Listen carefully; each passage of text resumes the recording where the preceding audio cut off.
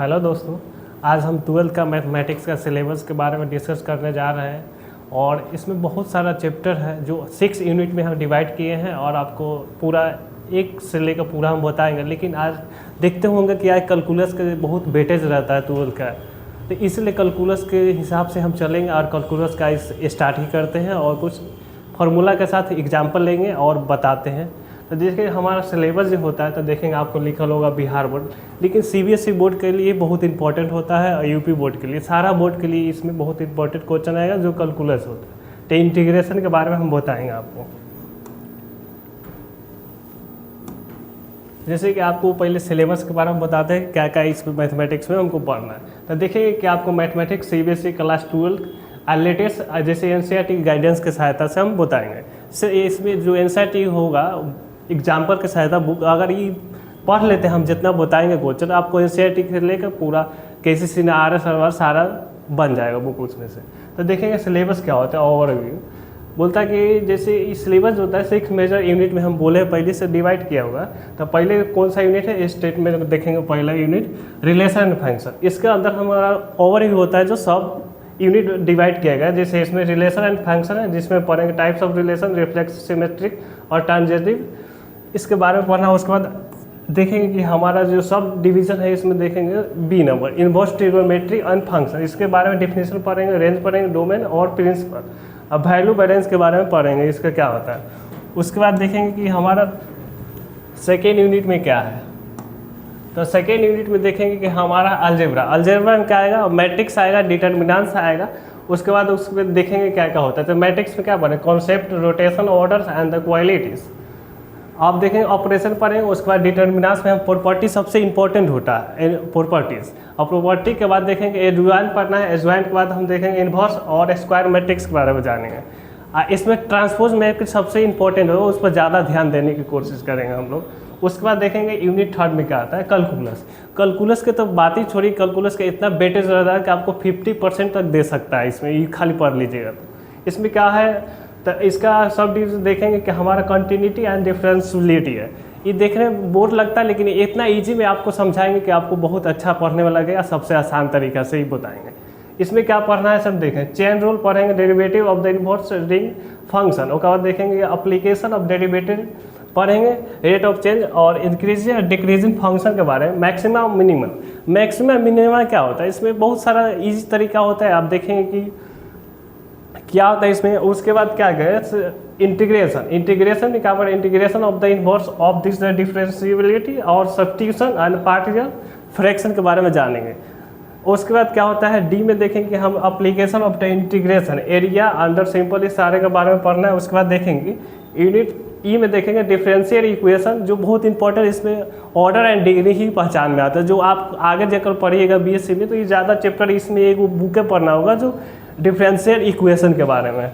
अगला यूनिट में देखेंगे क्या है हमारा,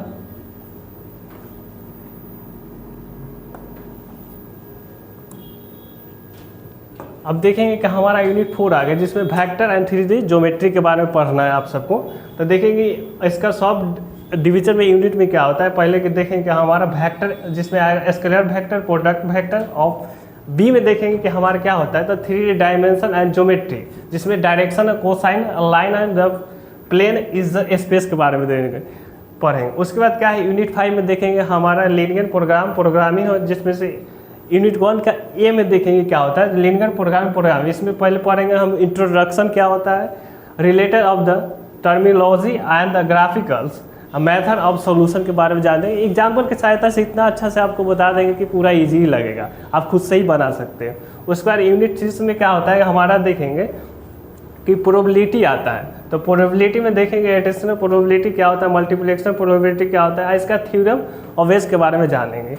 इसी सहायता से हम कुछ अब क्वेश्चन लेंगे। देखिए अब देखिए फार्मूला क्या होता है, इसका सिंपल फार्मूला। लेकिन एक और बच गया है, देखेंगे इसका की फीचर क्या होता है जिसमें आपको पढ़ाएंगे।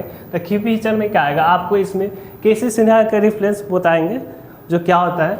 उसके बाद देखिए अब अगर आप इसे सेकेंड रेफरेंस के मानेंगे तो देखेंगे इसे क्या होता है comprehensive solve and the board. Exam के लिए तो बहुत इंपॉर्टेंट ही है, सीबीएसई या हर एक बोर्ड के लिए एग्जाम हो जाए। अब एक्सटेंडेबल एक्सरसाइज के माहिर पढ़ेंगे और लेकर the complex and the competition level का तक ही आएगा, जिसमें इसमें बहुत सारा इंटीग्रेशन आएगा। अब देखिए टेक्निकल एक्यूरेसी बहुत इंपॉर्टेंट होता है, डिटेल में जानेंगे इसका थ्योरम की सहायता से पूरा। अब कुछ इसमें देखते हैं हम सब क्या होता है फॉर्मूला।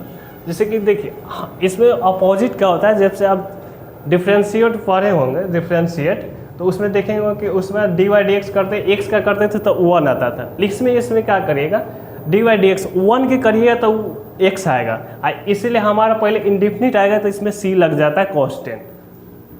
जैसे कि देखिए हमारा पहले पढ़ते थे डिफ्रेंशिएट में, तो सर बताए होंगे इसी चैनल पे, तो बताए होंगे पावर पहले पावर में एक कम, इसी को फंक्शन को कर मतलब सिंप्लीफिकेशन का को फार्मूला आता है। इसी पर देखेंगे हमारा अपोजिट होता है इंटीग्रेशन में, x के पावर n है तो क्या करेंगे पावर में प्लस और फिर बटा करेंगे पावर में +1। जैसे कि हमारा x के पावर n+1 बटा n+1 प्लस सी इसलिए लगाता है कि हमारा कोई भी इंडिफिनिट कांस्टेंट लगाना ही होता है। जब डिफिनिट पढ़ेंगे तो हमारा इंटीग्रेशन में दोनों आएगा, वैल्यू पुट करना होता है। इसी के सहायता से अभी इसी फार्मूला पर हम चलेंगे। अब इसी फार्मूला के पर हम 20 से 25 क्वेश्चन लेंगे, जो आपको फार्मूला याद ही हो जाएगा। तब नेक्स्ट पूरा फार्मूला इसी चैनल के माध्यम से आगे भी बताएंगे, लेकिन फर्स्ट फार्मूला पर हम कुछ क्वेश्चन आपको बताते हैं जो देखते चलिएगा।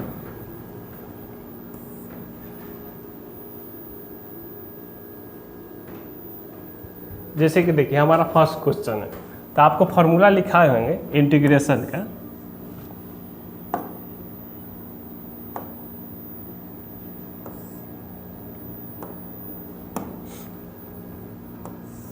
हमको लिखाए होंगे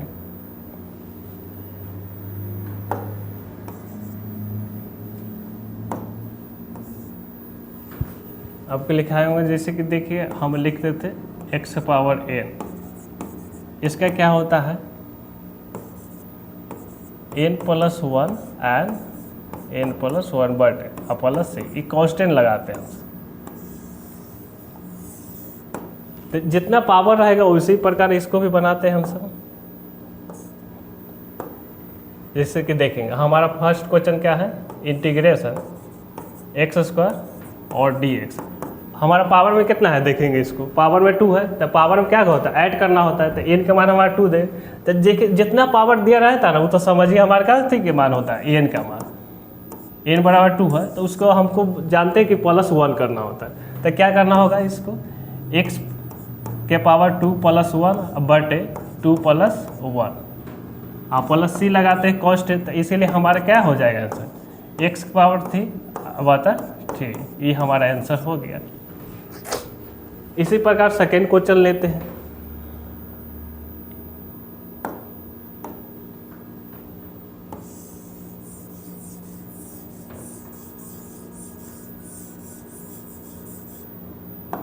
देखिए हमारा सेकेंड क्वेश्चन क्या है, इंटीग्रेशन 3x + 5। तो आपको बताएं कांस्टेंट बाहर आता है, पढ़े होंगे डिफरेंशिएट में सर पढ़ाए होंगे, तो देखेंगे 3 बाहर आ गया था हमारा x dx, अब फिर आ जाएगा इधर 5 इंटीग्रेशन dx। तो पढ़िएगा तो हमारा क्या आ जाएगा 3x के पावर 1 + 1 आ जाएगा, फिर इधर +1 आप देखें +5। जानते हैं कि 1 का क्या होता है, तो हमारा x होता है, इसलिए x प्लस सी। तो इसको और आगे ऐसे लिख सकते हैं,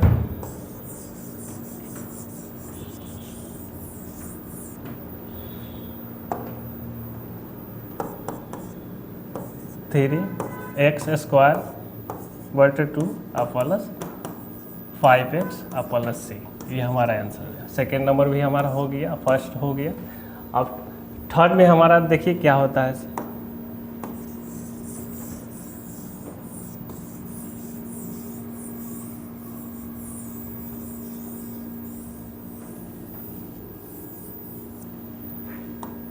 थर्ड में हमारा एगो आप डिफरेंशिएट में पढ़े होंगे पहले से, dy/dx 1/x का क्या होता था log x, पढ़े होंगे।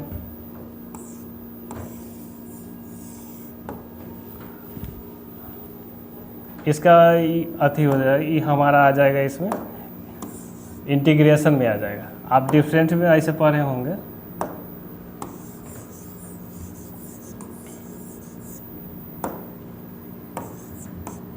dy/dx log x का पढ़े होंगे आप लोग ऐसे, तो इसका क्या होता था 1/x। इसी प्रकार हमारा इंटीग्रेशन में क्या होता है, जस्ट अपोजिट हो गया, तो इंटीग्रेशन 1/x और dx, तो इसका क्या होता है log x प्लस c। इसी प्रकार हमारा ये भी क्वेश्चन हो गया। इसमें कोई चेंज नहीं होता है, जैसे आप देखते हैं हमारा e के पावर x होता है, तो डिफरेंशिएट में भी e के पावर x आएगा, इंटीग्रेशन में भी e के पावर x आएगा, तो इसमें कोई चेंज नहीं होता है। तो इसको इसी पर हम चेंज कर इंटीग्रेशन, इसको सॉल्यूशन करेंगे e के पावर x और dx, तो इसका हो जाएगा हमारा e के पावर x प्लस c, ये भी सॉल्यूशन हो गया। इसी प्रकार कोई और क्वेश्चन हम लेते हैं जिससे आपको समझ में आ जाएगा और बनाने में बहुत इजी आ जाएगा। अब देखिए हम एक और क्वेश्चन लेते हैं, जैसे कि देखिए हमारा ये NCERT के बेस्ट रिलेटेड है, जो एग्जाम्पल NCERT में दिया गया होगा 2 नंबर। तो जैसे कि देखिए हमारा कितना है क्वेश्चन दिया गया 3x² प्लस 4x³। इसको क्या फाइंड करना है हमको, इंटीग्रेशन लगा दिए, इसको dx कर दिया, ठीक है। तो आपको फार्मूला याद होगा ही इंटीग्रेशन में, x के पावर n का क्या होता है, x के power n plus 1/n plus 1 plus c होता है। ये फार्मूला बहुत इंपॉर्टेंट, जो आपको हर एक क्वेश्चन बनाने में सहायता करेगा। जैसे कि देखिए हमारा क्या होगा, कांस्टेंट है 3, तो इसलिए बाहर कर लेते हैं, और x² और dx फिर करेंगे 4, या इंटीग्रेशन x³ और dx। सबको अलग अलग बात रहते हैं जिसको हमको बनाने में बहुत सहायता होगा। जैसे कि देखिए हमारा क्या आएगा 3x² प्लस 2, अब देखिए 2 प्लस 1, फिर इधर आ जाएगा हमारा 4x के पावर 3 प्लस 1, फिर हमारा आएगा 3 प्लस 1 प्लस c। इसी प्रकार अब देखिए हमारा क्या हो जाता है, यहाँ पे देखिएगा हमारा आ जाएगा 3 इंटू x के पावर 3/3। अब इसी प्रकार फिर प्लस आ जाएगा, इधर हमारा देखिएगा 4x के पावर 4/4। तो आप देखिएगा कि हमारा इंटू और डिवाइड में, तो इससे ही तक कट जाएगा हमारा, फिर इससे भी हमारा कट जाएगा, तो हमारा क्या आ जाएगा x के पावर 3 और फिर x के पावर 4 प्लस c, हमारा आ गया आंसर। अब इसी प्रकार एक और एग्जांपल लेते हैं जो आपको देखिएगा समझ में आएगा ही, अब बन भी जाएगा।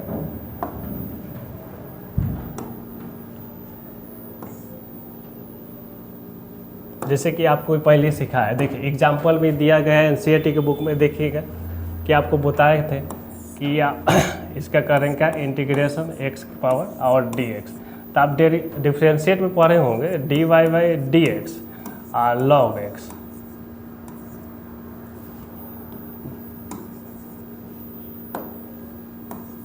log x का पढ़ते होंगे आप, तो इसका क्या हो जाता है 1 प्लस 1/x, 1/x हो जाता है। तो इसी में इंटीग्रेशन जस्ट अपोजिट होता है, ऐसे आप सब देखिएगा तो पढ़ रहे हैं। तो इसका क्या हो जाएगा हमारा, देखिएगा तो ये 1/x है, तो इसका जस्ट अपोजिट का हमारा क्या हो जाएगा log mod x प्लस 6। ये कांस्टेंट लगाते हैं, सब में कांस्टेंट, इंडेफिनिट जितना इंटीग्रेशन करेंगे सारा में कांस्टेंट लगाएंगे हम। और एग्जांपल लेते हैं, जैसे देखिए हमारा कोई एक एग्जांपल ये है, जैसे इसको इंटीग्रेशन करना है x³ प्लस 4x² प्लस 4, इसका भी हमको इंटीग्रेशन करना है। तो कैसे करेंगे आपको बताया है, सभी को पहले बांट लेंगे, तो हमारा क्या आ जाएगा इंटीग्रेशन x³ प्लस, ये कांस्टेंट 4 है तो इसलिए इसको बाहर कर लीजिए, इंटीग्रेशन x² प्लस ये कांस्टेंट, इसको भी बाहर कर लीजिए, इंटीग्रेशन dx। ठीक है, यहाँ भी आप लगा से सब में कर लीजिए, पहले यहाँ भी dx कर लीजिए, यहाँ भी dx कर सकते हैं पहले। तो हमारा क्या हो जाएगा इंटीग्रेशन 3x की पावर 3 प्लस 1 और फिर यहाँ हो जाएगा 3 प्लस 1, फिर इसको प्लस कीजिए 4 आ जाएगा, x के पावर 2 + 1 हो जाएगा, इधर भी 2 + 1, इधर भी कर लीजिए आप 4, डिवाइड इसका करिए इंटीग्रेशन सिर्फ 1 होता है, dx का करिएगा तो हमारा x हो जाएगा आप प्लस c। तो ये हमारा क्या हो जाएगा, देखिए x के पावर 4/4 हो जाएगा और फिर प्लस हो जाएगा 4x के पावर 3/3 और प्लस 4x और प्लस c। ये भी हमारा हो गया। इसी प्रकार एक और एग्जाम्पल लेते हैं जो आपको बहुत प्रैक्टिस फार्मूला को पूरा याद कर लेना है। जैसे कि एक और हम ले लेते हैं, जैसे देखिए हमारा 4x क्यूब और प्लस, इसको ले सकते हैं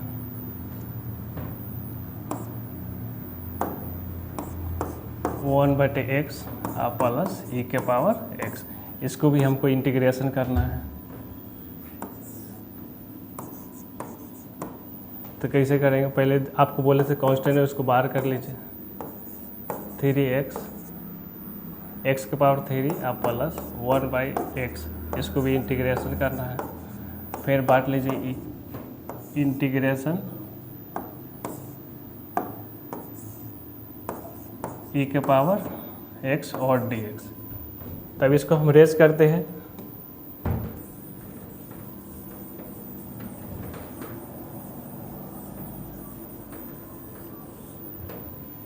देखेंगे कि हमारा क्या हो जाएंगे, कांस्टेंट है इसको बाहर ही रहेगा, 4x के पावर 3 + 1 हो जाएगा, इधर भी 3 + 1।